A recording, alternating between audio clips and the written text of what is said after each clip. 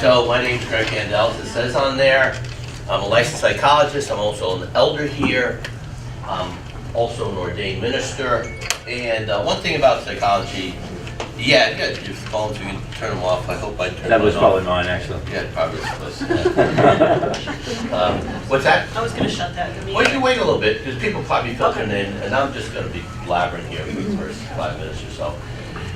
Give you a little background who I am, because one thing about psychology, we were taught, don't bring your sense of morality or your own personal beliefs into the counseling session. I have no idea how you do that, or don't do that, right? So I think the best way to approach it, and I've always said this in counseling, is I'm going to tell you up front what my beliefs are, what I stand for, who I am, so then you can filter out whatever I'm saying through that, all right? So I was raised Catholic in northern New Jersey. Very happy to be, we'll get this out of the way, I'm a big time Yankee fan. I mean, huge Yankee fan. My father grew up in the Bronx, my grandfather was the first game ever in the old Yankee Stadium.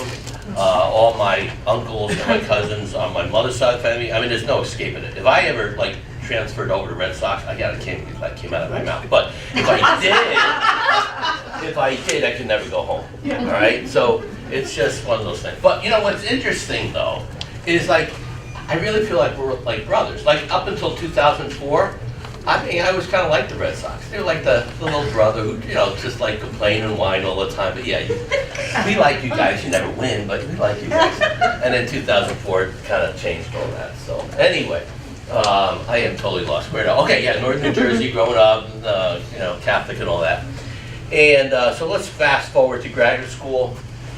And now I'm trying to get some respectability in my life. And I was teaching a Psych 101 course, got my master's, I was heading towards my PhD. And one of my students introduces me to her father. Now this guy was brilliant. I go over to his house, he had marks up on his, we see right off in the back in the first chapter of John, in the beginning was the Word was with God, the Word was God, the Word became flesh and made his dwelling among us. We have seen his glory, the glory of the one and the only Son who came from the Father, full of grace and truth. So he became one of us. He lived with us. He ate with us. He walked around with us. He was one of us. And so the purpose of this course, I'm going to try this. I'm going to write this. I wrote this down. I go, I wrote that? I mean, I don't even know if I understand it. Okay. So I got it from obviously, I'm old and I've been doing this for a while, 30 plus years, and all this stuff comes to your head and you put it out there on paper and look at that. Wow, okay, so let's read it and let's see if we can break it down. This course is designed to help us understand our emotions from a biblical perspective so that we can manage them in a way that more closely cooperates with God and develops a closer relationship with Him, right? So the idea is we have our emotions. Some of them we like, some of them we don't like. How do we interact with our emotions in a way that cooperates with God? And I use that word in a relational way, okay? God's amazing. He doesn't force himself on us, right? Because that wouldn't be love. Remember the point of the greatest commandment is love, right? So the point of love is he wants our cooperation. That's part of love, okay? So how do we read his love letter to us in such a way that we treat our emotions in a way that is cooperative with God, all right? And in that cooperation, we draw closer to him. So it isn't just obedience as if he's a king and we need to obey without this relational component. There's this relational component, this love component that's really important as we go through how do we work with our emotions. So, one thing that struck me about my practice in psychology and the Bible is that, for instance, if I was a doctor, an MD, a medical doctor, and you came to me with a broken leg, I can't go into the Bible and see how do I mend a broken leg, all right? But let's think about psychology. What does psychology deal with? Well, psychology deals with perception. We have people, I had some professors who were specialized in perception. In fact, I had one professor who said this is out in Washington State, and he did a paper on fly balls and depth perception and difference between daylight and sun.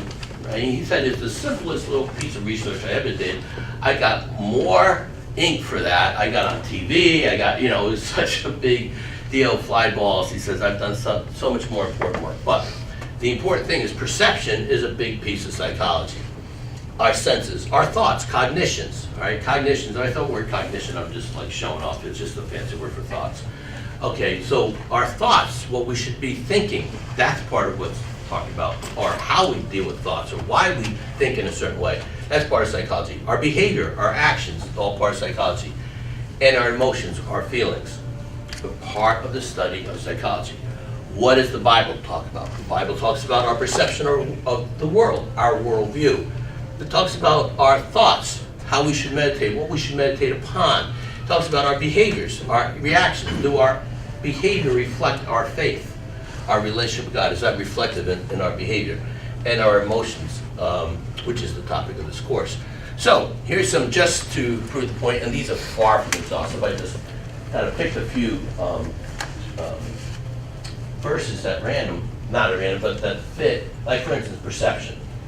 In 2 Corinthians 5:16, so from now on we regard no one from a worldly point of view, our perception, though we once regarded Christ in this way, we do so no longer. Of course we can unpack that and spend a lot of time, which I don't have doing, but you can look that up at another time. But it talks about our perception.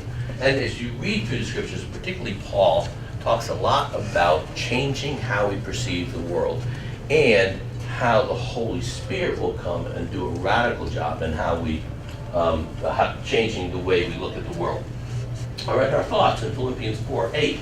Finally, brothers and sisters, whatever is true, whatever is noble, whatever is right, whatever is pure, whatever is lovely, whatever is admirable, if anything is excellent or praiseworthy, think about such things.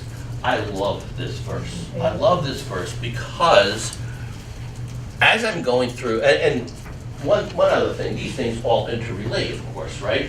How we think affects how we feel affects how we think. The two of them combined affects what we do, which is also connected to how we perceive the world. They're all interconnected, right? So if you're having a bad day, right, and you start focusing on what is true, and I often do this in counseling, okay, what are you going through? Okay, let's analyze this. What's true and what's perception? Like, what are you imagining and what really is true? What's your evidence? And I break that down with people and so they can kind of see, yeah, I guess I was responding more to something that happened in the past, not what he or she did presently. So we break that down. What is true? Whatever is noble, whatever is right, whatever is pure. If you really start meditating on these things, by the end of that list, you're feeling pretty good. If you're really meditating on, for instance, you're having a bad day. I've done this with people. You're having a bad week, you have a bad year. And the real stuff, I mean, really bad things have happened. Chris Mitchell, who many of you remember, I remember one of his sermons, he said, take 15 minutes, 15 solid minutes, sit down and do nothing but write down all the good things that God has ever done in your life. But 15 solid minutes. And I've done that. I felt really good at the end of that. And I just kept going and kept going, and I had this list, and I actually have this PowerPoint presentation that I seen Chris do this to myself. And that's something to meditate on. And one of the things is my growing list of ways that God has blessed me.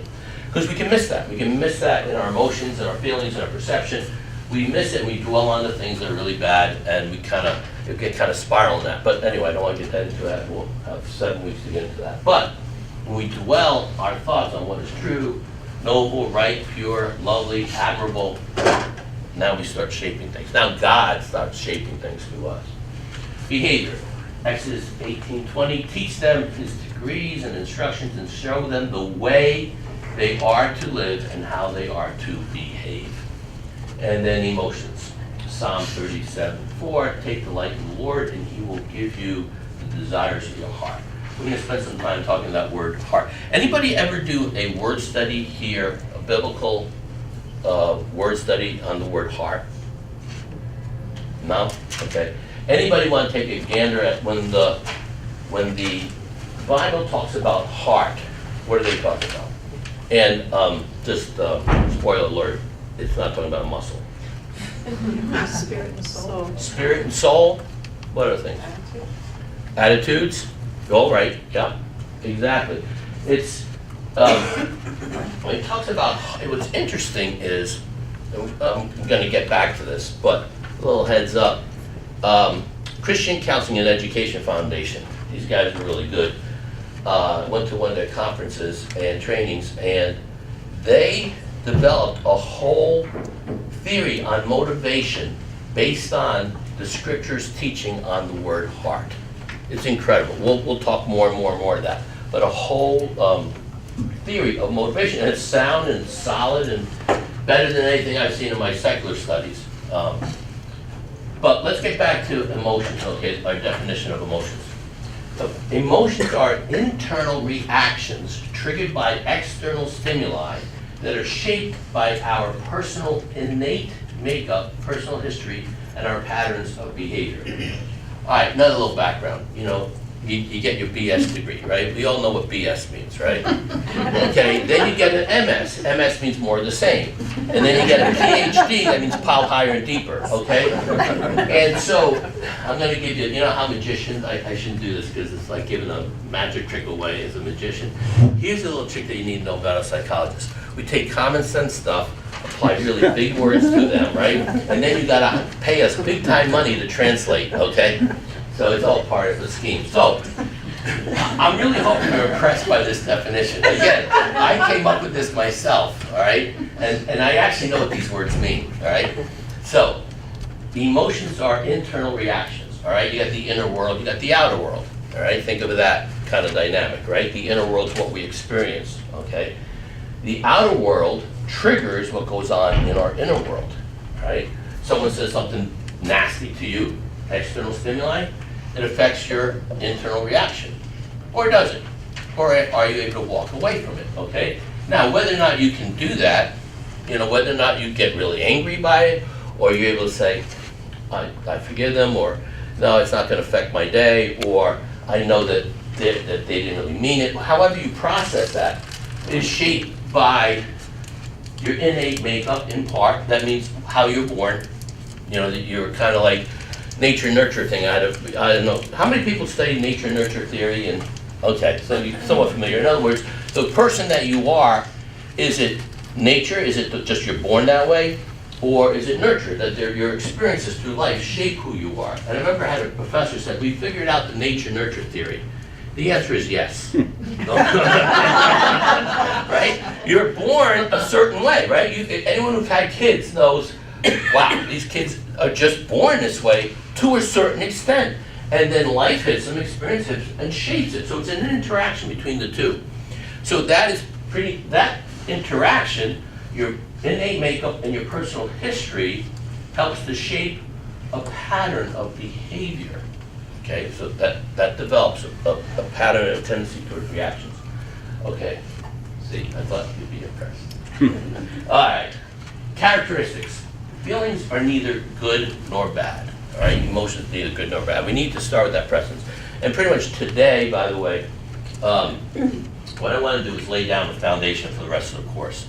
If I don't cover everything, that's fine, because I don't know how many weeks I got, 6, 7, whatever. I'll make them on forever, which I tend to ask my wife, I do sometimes. But although next week I won't be here, the lovely Heather Kemsky will bring you through a journey through anxiety, so a topic she knows a lot about, right? Yeah. All right. And then 2 weeks from now, whatever I don't get today. So I guess that gives me a card just to go on these tangents like I just did. Anyway, okay. They often occur involuntarily, okay? Sometimes controlling your emotions doesn't mean preventing them. You're gonna feel it. You wake up someday, you wake up in a good mood. You wake up someday, you wake up in a bad mood. What did you do? I don't know. Maybe your dreams condition, put you in that mood, which dreams are chemical reactions as a body, and our body is a bunch of chemicals, and chemicals react. And one little thing, again, these are things that we'll get into later, but you wake up in a bad mood, right? it's a rare person who says, I'm really in a bad mood. I guess my body chemistry is just really off, right? Do we do that? You know what? Why don't you do that, okay? Because you'll be so much better off than looking over, I'm in a bad mood. I don't know whose part. It must be his fault or her fault, right? It's like it's somebody else's fault, right? You don't think, maybe my body chemistry is just a little out of whack today, you know? It's a rare person who does that, but you're probably a lot better off doing that than blaming somebody else, which is what we tend to do. All right, just a little spoiler alert to what comes on. The fact that you're feeling a way is involuntary. All right, what you do with that, that's more of what we'll talk about. They were created by God to serve a purpose. We wouldn't have emotions if they weren't meant to do something, right? But that's where we get back to the cooperating with God piece. Okay, we read scripture, okay, how do I deal with this, God, so that I'm in cooperation with you, not pulling far away from you? And they could motivate us to act in necessary ways, just like expressing affection, such like avoiding danger.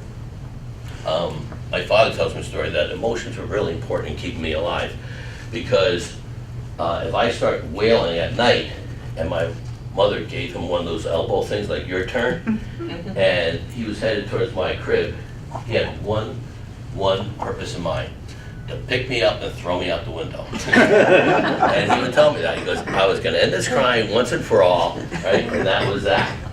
And he'd come in the room, and I'm crying, and he looks over my crib, and he sees me, and his heart just starts to melt, and then he changes my diaper. He says, so emotions kept you alive. Expressing of affection, right? And thank you, God. So I got to thank for that. Somehow that didn't make my list of blessings. I got to add that. All right. They can also motivate us to act in self-seeking ways, which may or may not be a good thing. We'll get into that a little bit more. These are some kind of common misconceptions we have about emotions. And, you know, this whole I can't help myself type of rhythm we get into, you know. Oh, I love this one. You're making me angry, all right? I love what Abraham Lincoln said. He said, no one can put you in a bad mood without your permission. Think about that. Or what Cindy Mitchell says is, you're one thought away from a whole different experience. You know, we have more control over our emotions than we like to believe. However, sometimes we think we have more control over emotions than we really have. Oh, I can handle that. Oh, I'm good with that. Oh, yeah, that doesn't bother me. You know, if people say that a lot, I start thinking, you know, it's really bothering you, isn't it? You know, because why do you keep saying it over and over again? All right, so let's get back to the idea of the heart, okay? Feelings, desires, passion, motivation. What are some of the words we heard? Soul, attitude, all this inner stuff that's going on inside of us, okay? But it does point towards a motivational aspect, all right? Or, as Matthew puts it, as he's quoting Jesus, for where your treasure is, there your heart will be also. What is it that you treasure? What is it that you desire? Now that whole idea of motivation is very vital in our emotions. What we feel, how we feel, when we feel it, what triggers our certain emotions at certain times has a lot to do with what we value, how we're strung together, what motivates us, what makes us feel, what are we desiring, what our passions are geared towards. It's very, very, very important in this whole concept. In fact, if you ever want to do some study on your own, do a study on the word heart. Now, one of the first things that we need to be aware of when we're trying to deal with emotions and manage emotions is how our hearts can fool us, okay? Let's break that down. How easily we can be fooled by our emotions, how easily we can be fooled by our passions, our feelings. I don't know if we've ever really dwelt on that concept as much as we should. Because part of living this life out, this life in Christ, this journey we have with Him, is coming in terms of how badly we fool ourselves. and then to switch or transform our minds, our hearts, our actions, everything towards more of a reality base, which would be more from God's perspective, all right? So if God, think of just breaking it down in very simplistic ways, if God created everything, then reality is defined by Him, okay? And a lot of our effort is trying to redo that sense of reality, rewrite that sense of reality, so it fits our thoughts, our feelings, our passions, okay? And the conflict is often where we fall astray. Let's call that sin, all right? Let's call pulling away from God sin and not breaking rules, all right? We have this tendency to think of sin as rule breaking, all right? So let me give you an example, okay? We lived in Amherst for 23 years. So our church that I pastored at the time, we get a lot of college students, right? And college students, what they do is they hook up, right? And they date, okay? That's what I mean by hooking up, by the way, if I say, I mean date, all right? I don't know what you guys are thinking. Guys, all right, what you have to know is psychologists can read minds, and I know what's going on right now, but it's not pretty, all right? Let's get that out of the way. No, seriously.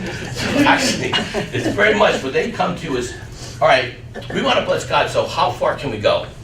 Like, kissing, can you do a French kiss? Can you, a little kid's gonna be watching this? We'll No, find okay, out. yeah, no, okay. Okay, you get the idea, right? I don't have to go any farther. I forgot we're on tape. They want to know how far can we go? And the response would be, okay, just asking that question, you're in trouble. And so the thought is this, it's kind of like, right here is God in the center, okay? And then you have this globe, imagine that, all around Christ. And then outside that globe is sin. And if you stay inside this globe, you're okay. So what they're saying is, how far away from God can we pull before we cross that line into sin? Very legalistic thinking, which we all fall into. Our thinking should be, what can we do to get closer to God? If we have pure thoughts, which means no sin, we're constantly thinking, what can I do to bring me closer to Christ? What can I do to solidify that relationship with Him? What can I do to make Him more real in my life, and that I start reflecting Him more and more and more, okay? And so if you're like, how far can we go? You're saying, how far can we pull away? The right question is, what can we do in our life to make our relationship more and more blessing to Him and more in tune with Him? You see what I'm saying? But so to me, when we talk about sin, we're talking about pulling away from God rather than drawing towards Him. It's a little bit different than rule breaking, okay? So, I got time, let's go through some of these, okay? The tongue is a deadly arrow. It speaks deceitfully with their mouths. They all speak cordially to their neighbors, but in their hearts, they set traps for them. I've never done this, right? Nobody here has ever done it, right? I mean, that's just so convicting. But the piece that I want to pull out of this is, even though we can read that and go, yeah, I've been there, I've done that. But to do that, you're deceiving your heart, right? You usually don't go into a situation and say, you know what, I'm going to be a bad person, I don't want to badmouth my neighbor. No, something happens, an emotion, they do something, you're satisfied with them, you start talking to someone else, and next thing you know, you're speaking gossip, you're speaking angrily about them like that, and you're deceiving your heart because you don't think you're being bad. Whatever bad means, we'll get into that. But you don't think you're drawing away from God. You don't say, I'm going to pull away from God. I'm going to walk away from Christ. I'm going to engage in this behavior. You don't think that because your heart gets deceived. You think you're doing the right thing because somehow those bad people who make you feel badly, they deserve to be spoken about behind their back. Right? From another place in Jeremiah, the heart is deceitful above all things and beyond cure. Ooh, that's tough. Who can understand it? Meaning you can't. Okay, so we're going to start getting into a quandary here where, okay, my heart is so deceitful that I am fooled by my passions, by my desires, by my motivation, and I can't cure it. I can't understand it fully, and I can't change it. So what do I do? Well, hold that thought. I'll get back to it. I won't let you hang it, I promise. The heart is deceitful, and now they must bear their guilt. The Lord will demolish their altars and destroy their sacred stones. So God doesn't take very kindly to a deceitful heart. In fact, we go back to Genesis, and the law, it said the Lord saw how great the wickedness of the human race had become on the earth, and that every inclination of the thoughts of the human heart was only evil all the time. Okay, God, what exactly do you mean? He's not pulling any punches here, right? You're evil, you're bad, even your thoughts. How often? All the time. But what about, no, all the time. Does anybody know what this verse precedes, what happens after this? Flood. The flood. God was so mad, and so it even says in some that he regretted, he grieved so great. So when you look at the world, right, and you think of God, how can you bring in sin? If there's really a God, how can there be all this evil in the world? No one grieves as much about all the evil that's going on than God. Now, if you think about it, who is the only human being in the whole existence of history that never partook in this evil stuff that God is upset about? Jesus. You guys are great. Like, I'm cute together. It's amazing. How did you do this? Is it like my look that I treated it? I don't know. All right. Absolutely. All right. He's the only one. And then what happened to him? He died on the cross. Why? Because all of us were engaging. It's like, here's the scenario, right? You have this newlywed couple, right? And they're struggling financially. And so much so because the evil landlord keeps increasing the rent irrationally. And it causes so many struggles that they're having so much strife that she goes off and has an affair with the landlord. That's like what's going on here, right? We get upset with God because of all this bad stuff that's going on. And guess what? Who's doing the bad stuff? Us. Who's the only one who has never done any of this bad stuff? Jesus. And we say, like, well, if there really was a God, how could there be evil on earth? I mean, like, look in the mirror. You know? That's how bad our hearts can get deceived. We like to think it's, and some of you have heard me say this, but I'll do it again, right? We look at the world around us, and everything is, all that bad stuff's going on out there, right? And who else is out there? God. He's out there in that world, and I'm here in my internal world, right? What we do is we set ourselves up as the center of the universe, which is easy to do because we look above us, below us, to the right, to the left, front and behind. There's the universe. And you say, who's in the center? Me. But you're wrong. You're not the center of the universe. You know who is? I am. And I know that because I'm above you, below me, to the right, to the left. There's the universe. And here I am. You get the point, right? The perspective that you're more likely to gravitate to is your own. That's what's going to happen. Who is really at the center of the universe? God. Right? And if we actually have to use some mental energy to get ourselves there, to realize, if I'm really mad at the whole world around me, and I see this incredible evil that's going on, I better not get mad at God, because he's the way out. I'm the one contributing to this. And we'll get more into it, but if we contribute, you say, well, I have murdered anyone, I have raped anybody. No, but what about your thoughts? Which, you know, we'll get back to the Sermon on the Mount, right?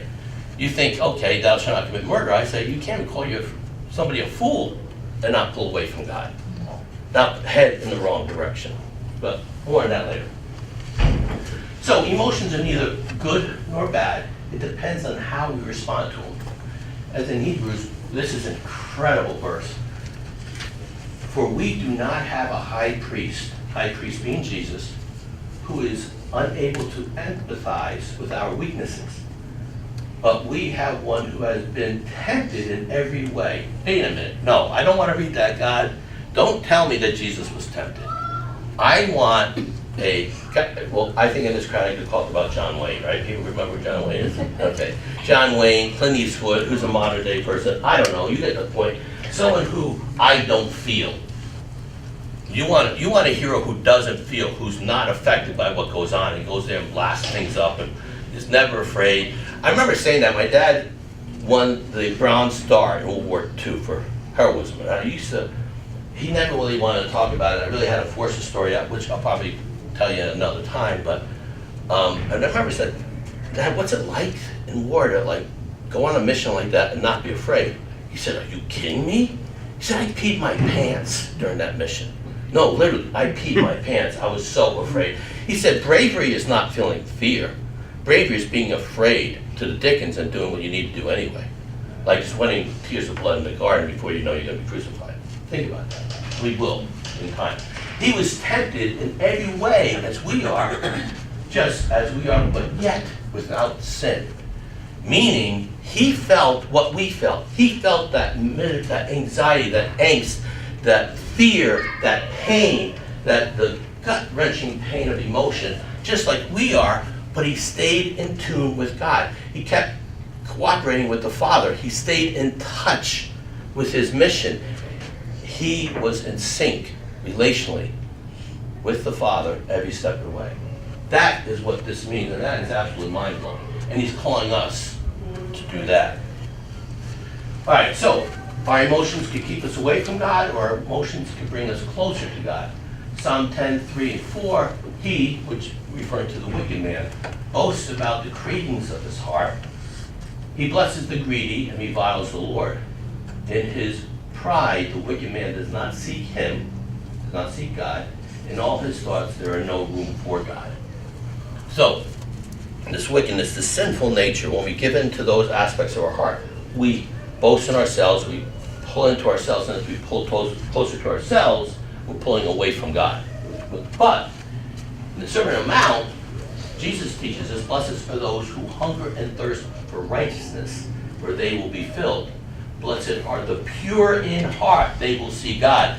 What he's saying here, again, is this whole sin thing, it's not rule-breaking, it's relational. If your heart is pure, you want what God wants. See, that's the big thing. It's not just that we do what's right. We have to want, God wants us to want to do what's right. Because he just doesn't want us to transform our behavior. He wants to transform us. And why? Because he loves us. He wants us, again, if you're a parent, think about that relationship. What do you want with your kid? Do you want this kid to always obey and be perfect and be great and never talks to you? Never interacts with you? Or if you got a kid who's kind of mischievous, but then they look at you, Daddy, I'm really sorry, and they mean it in their eye, like, does your heart soften? Well, so does his. He's the perfect father. In fact, he invented fatherhood or motherhood or parenthood, right? And so that's what he wants. Being righteous, thirsting for righteousness means being thirsty and craving what God craves and being in tune with that. So there's this transforming of our hearts that takes place. I desire to do your will, my God. Your law is within my heart. Notice that. Your law is in my heart. It's a relational thing. Again, it's not just important that we obey the law. We love the law. We desire the law because the law is reflecting God's perfect nature. Isaiah 26:8, yes, Lord, walking in the way of your laws, we wait for you. Your name and renown are the desire of our hearts. So we desire God. It's a passionate thing. It's a love thing. So we need to change. In Ephesians 2:3, all of us are also lived among them, the people who don't know God, at one time, gratifying the cravings of our flesh and following the desires and thoughts. Like the rest, we were by nature deserving wrath. There's an honest man, Paul, understanding that the very nature of his heart means that he deserved the wrath of God. That's what we deserve. And most of the time, we really don't live our lives, even if we know God, even if we have a relationship with God, thinking that what we really deserved. If the cross never happened, if God never died on the cross, what would happen to us, and that we deserve what would happen to us. I had a mentor, a friend of mine, who right ahead of me, he was like a pastor to pastors, a very grand man, has done a lot of work, helped a lot of people, just an amazing man of God. Always a guy who's always missional, meaning we're going to see later on a mission from God, but the idea of living your life as if God made you for a purpose and you're serving that purpose. This was right, 100%. So he was going to Japan he and his wife to visit a friend who was a pastor in Japan. And so another friend of mine said, oh, right, so are you going there to preach and all that? He goes, no, actually, I think Pastor Maki has us coming out just to take a vacation. And my friend goes, Ray, that's great. You really deserve that vacation. And Ray said to him, I deserve to die and go to hell. My friend's like, oh, okay. And then all of a sudden a big old smile comes on Ray's face. So he goes, oh, but by the grace of God, that's not what's going to happen. You know, there's a man who's honest, who understands, because that's why he can create a list a mile long of all the blessings that God has, because he knows what he deserves. Because when we cry and are upset about the bad things that happen to us, which I do on a regular basis, we're basically saying, no, God, I don't deserve hell. I don't deserve bad things. I'm a good person, I deserve more. And we fool ourselves. If we realize where the baseline really is, that what we deserve, nothing is not worse, then we understand, okay, well then everything that comes is a blessing, and that bad wrath is not going to happen. And why it's not going to happen. And then you think about, well then, if that's not going to happen to me, shouldn't I bring grace and love to others and not wrap my own wrath that I want to bring onto them? So anyway, more on that later. Colossians 3:5. Put to death, therefore, whatever belongs to your earthly nature, sexual morality, impurity, lust, evil desire, which is idolatry. Pretty simple thinking, right? Makes sense. Except, anyone try to do that? You can't. It's hard. You ever try to do, like, what I want you all to do right now is don't think about a pink elephant. Please, whatever you do, don't think of, well, a simple thing, don't think about pink elephant, okay? If pink elephants are coming into your mind, just get rid of it now. Don't, guys, I told you I can read your mind. You're all thinking about pink elephants. Stop thinking about pink elephants, right? All right. The more I'm going to tell you not thinking about pink elephants, it's just, you're going to want to pick me, because it's just going to be impossible, because the very thing you're trying to stop thinking about is what you're dwelling on. Now, that's like trying to be good, okay? I'm not going to get angry. I'm not going to get angry. No, I'm not going to get angry. No, I'm not going to get angry. And the more you think about not getting angry, you just get angry and angry and angry, right? So what I want you to do now, very quickly, is think about a blue giraffe. Real long neck. Let's make it like 8 feet. How long a neck? So let's make it 8 feet, right? Now think of it as a blue giraffe, the color of the sky. You got that picture? Now put dark blue polka dots on it. You got that image? Guess what? You're not thinking about a pink elephant. All right? If you try not to do bad, right, you're just going to dwell deeper and deeper into it. But if you want to do what's right, dwell on God. Dwell on Jesus. Look into his eyes. Remember that whole passage where Peter's walking on water until he sees the waves and he starts to sink? And then God lifted him up? Because when he was walking on water, who was he looking at? Jesus. You got that? The more we dwell on what is good, what is noble, what is right, what is true, we dwell on those things. Who is true, noble, right, lovely? Jesus. The more we dwell on him, which gets us back to change is relational. You just can't just force yourself to act right. You can't force yourself to control your emotions in the proper way. It's gotta be relational. You gotta be interacting with God and with other people. Romans 9:16, it does not therefore depend on human desire or effort, but on God's mercy. We need him. John 14:15, if you love me, keep my commandments. He's bringing in the relationship. He says, this is a relational thing. This isn't just obey the book. He says, if you love me, you'll keep my commandments. In other words, keeping his commandments is a reflection of your love for him. And it's got to come out of that reflection. Psalm 63:1, you, God, are my God. Earnestly I seek you. I thirst for you. My whole being longs for you in a dry and parched land where there is no water. Talk about passion. The psalmist has a passion for God here. I'm in a parched land. Things around me suck, is what he's saying. But you, Lord, I desire, I passion. You get me out of this bed in the morning. You drag me, my feet feel like they're like got cement weights on them. But God, I'm looking at you and I'm trudging on farther because I desire you so much. Psalm 42:1 and 2. As the deer pants for streams of water, so my soul pants for you, my God. My soul thirsts for God, for the living God. When can I go and meet with God. This desire, this passion. There are some wonderful songs written from this verse. In fact, many of the Psalms are obviously songs that many of you have heard, but they speak of this passion, this desire, this craving for God. So, wrapping up, it's not enough for us to try to do good. We need to desire to do good. We cannot change our hearts, only can God change our hearts. So, again, as we go through Scripture, and part of my throwing all these scriptures up there, see how this book is alive. God is speaking to us, and through it we can speak to Him. We can say, God, change my heart. Make me desire you more and more every day. Make my passion for you more real every day. And let it be reflected in how I treat other people relationally. So that the love that you have for me gets reflected so I can show that love to other people. So to desire to do good, we must first desire God. We must direct our feelings, our desires, our passions, our motivation towards Him. So whatever is good, what is lovely, whatever, all those things that define Jesus, that's what our passion is. That is the beginning of our cooperating with God in our emotions. Start with our passion, start with our motivation. Okay? All right, open it up for comments, questions. Actually got through this quicker than I thought. Look, we got 10 minutes.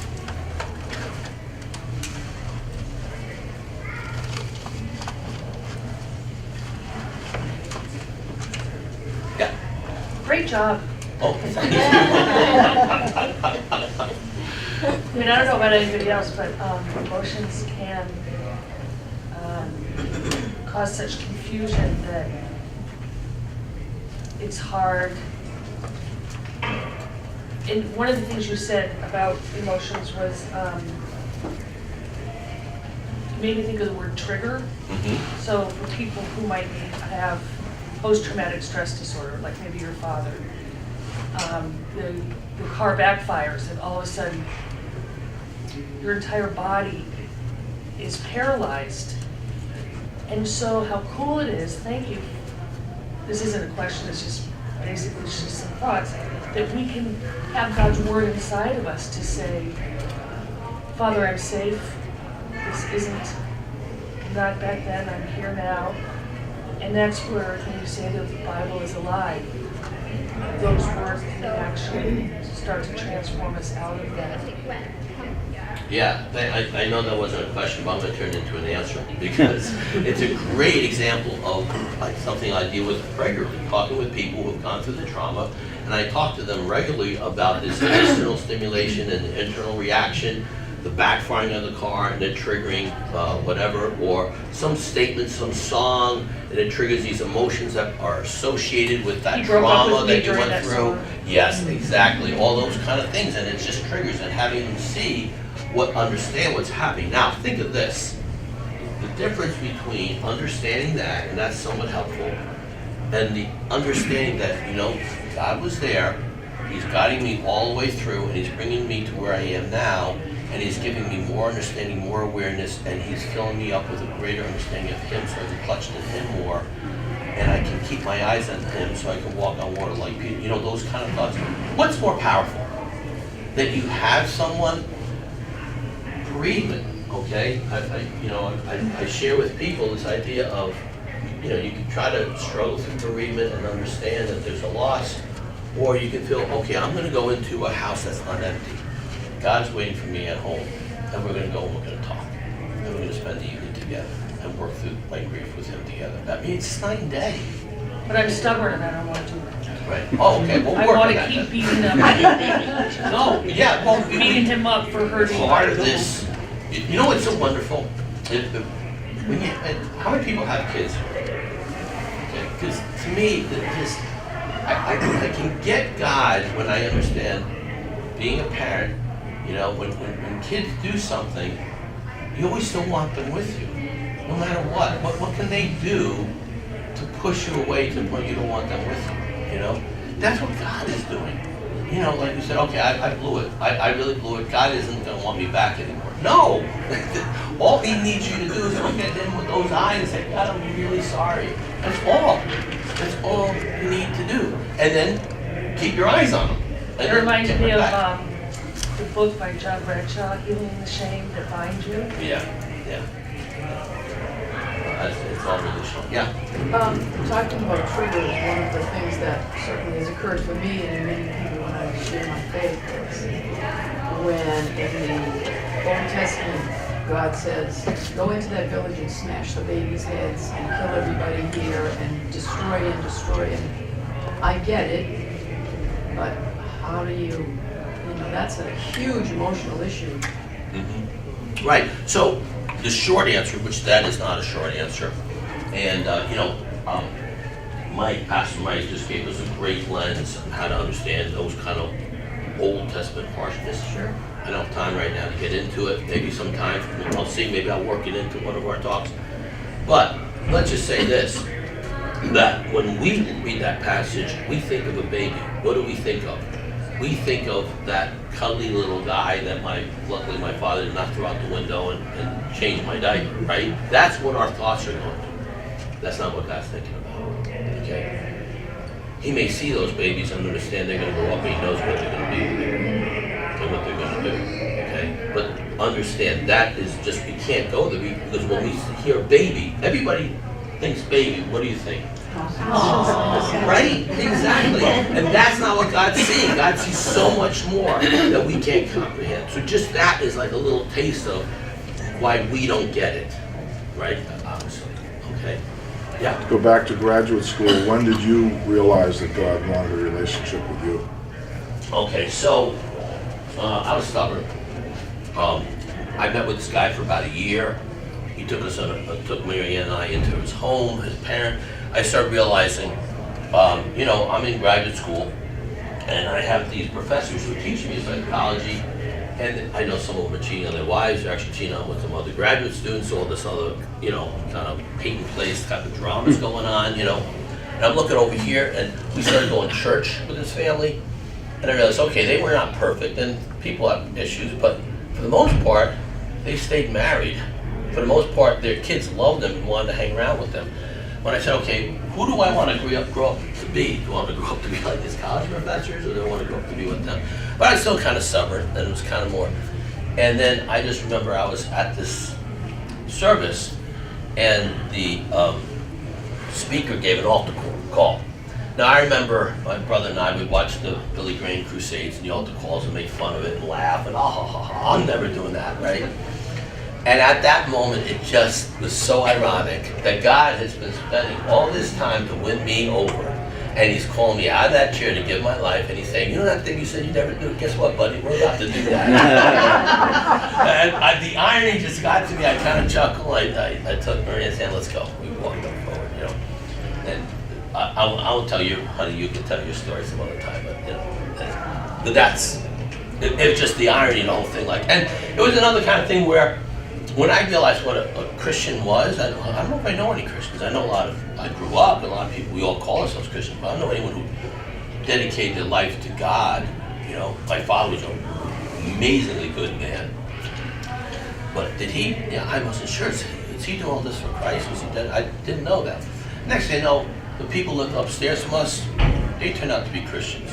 The people across the courtyard, we lived like in an apartment complex across the courtyard, they turned out to be Christians. I was talking to one of my TAs. He was a Christian. Where they coming out of the wall? What's going on here? Is this a conspiracy? Well, I guess it was. God was out to get me. Anyway, does that answer your question?